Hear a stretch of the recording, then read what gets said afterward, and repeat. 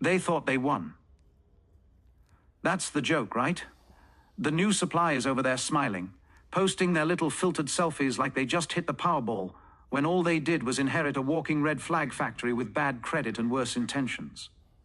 People love to romanticize the Narc's Instagram highlight reel, but what you're watching is a trailer to a movie you've already seen, and it doesn't have a happy ending. The real story ain't in the smiles, it's in the cracks showing underneath. This is the new supply's honeymoon is already over. And before we get started, hit that like, leave a comment, and follow the Narc Opp, because I promise you, you're gonna laugh, you're gonna learn, and you're gonna recognize patterns you've already lived.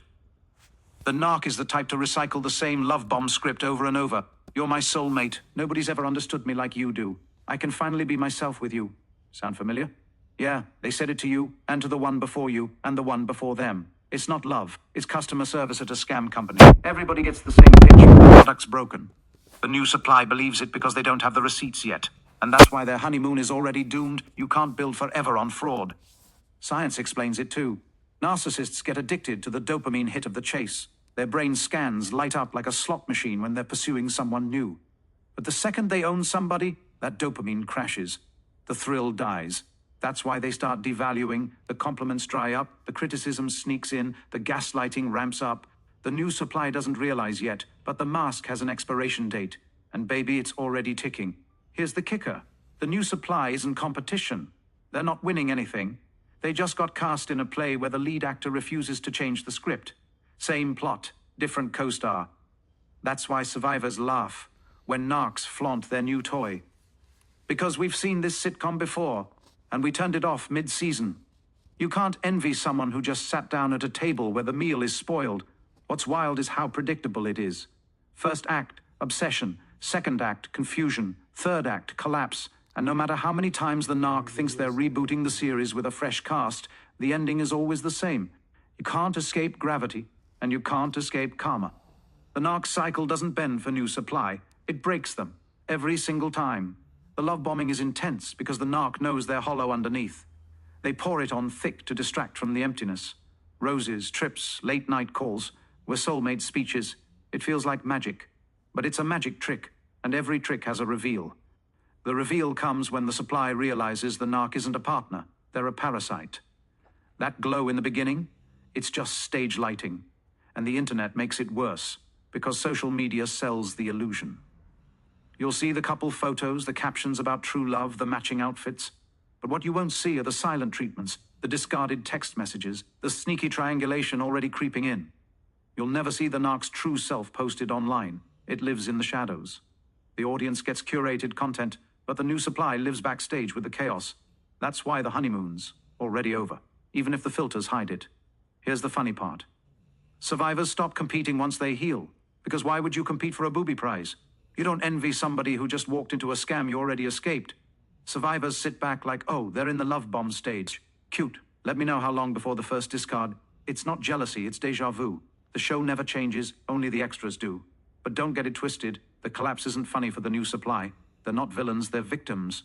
They're being love-bombed, gaslit, and set up for the same destruction survivors already lived through. The narc doesn't care who gets hurt, as long as they're fed.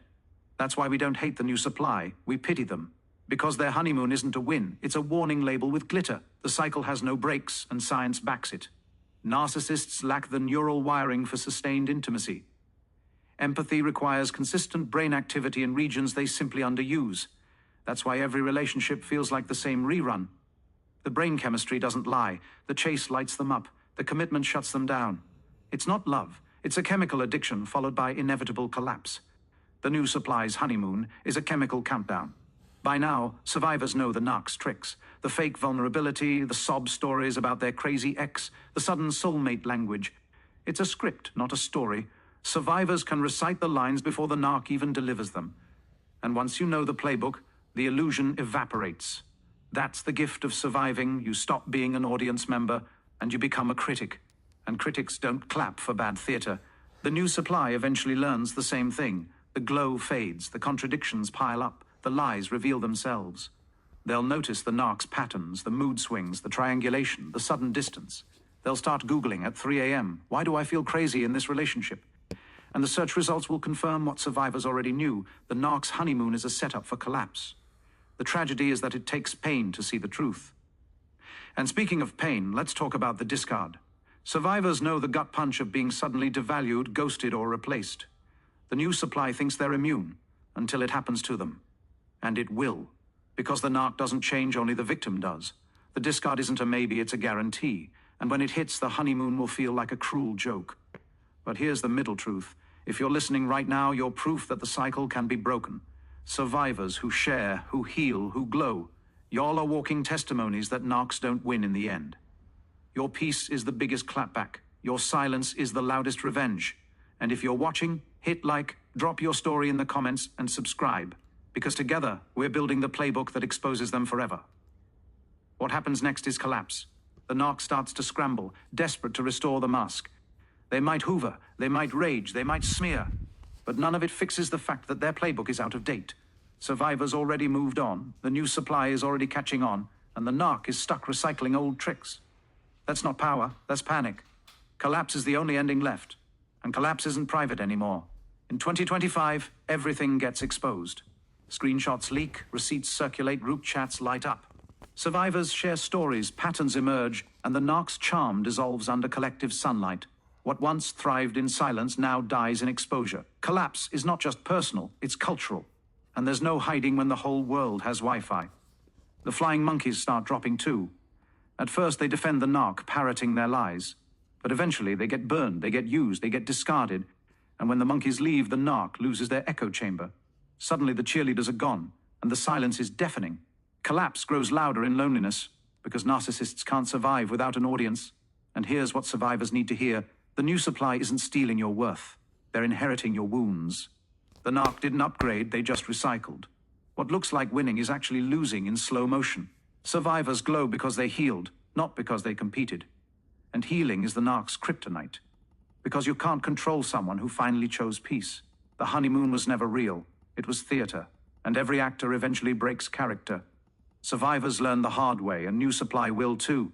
That's why jealousy fades and clarity grows. You realize the narc doesn't have soulmates, they have playmates. And every game ends in collapse. The discard is the narc's reset button. But the more times they press it, the more obvious the pattern becomes. People start connecting dots. Communities compare notes. The truth becomes undeniable. And when the truth spreads, the narc loses power. That's the ultimate collapse. The lie can't outrun the receipts. And the receipts always catch up. Survivors bring light where darkness thrived. They share their glow, their lessons, their laughter. And that light burns through the narc's illusions faster than ever. In 2025, the collective awakening is unstoppable. The honeymoon can't survive the truth, and the truth is viral. The narc's mask cracks under pressure. They can't juggle lies forever. They can't maintain the charm, the gaslighting, the double lives. The stress shows in their health, their finances, their relationships. They break down because chaos consumes itself. Collapse is karma in motion, and karma doesn't miss. Survivors thrive while narcs collapse. It's not revenge, it's balance. When you choose healing, the universe multiplies your peace. When they choose exploitation, the universe multiplies their emptiness. That's the real scoreboard, and it's why the new supply's honeymoon can never last. Because lies can't outlive truth. The honeymoon is already over, even if the new supply hasn't noticed yet. The glow on Instagram is just a filter. The captions are just captions. Behind the scenes, the narc is unraveling. Survivors know it, karma knows it, and eventually, the new supply will know it too. Truth doesn't stay hidden, and collapse doesn't wait forever. This has been the Narc Opp. Like, follow, and leave a comment if you've ever watched a new supply's fairy tale crash and burn in real time. And remember, their collapse is inevitable, your healing is unstoppable, and your glow is the only clapback that matters.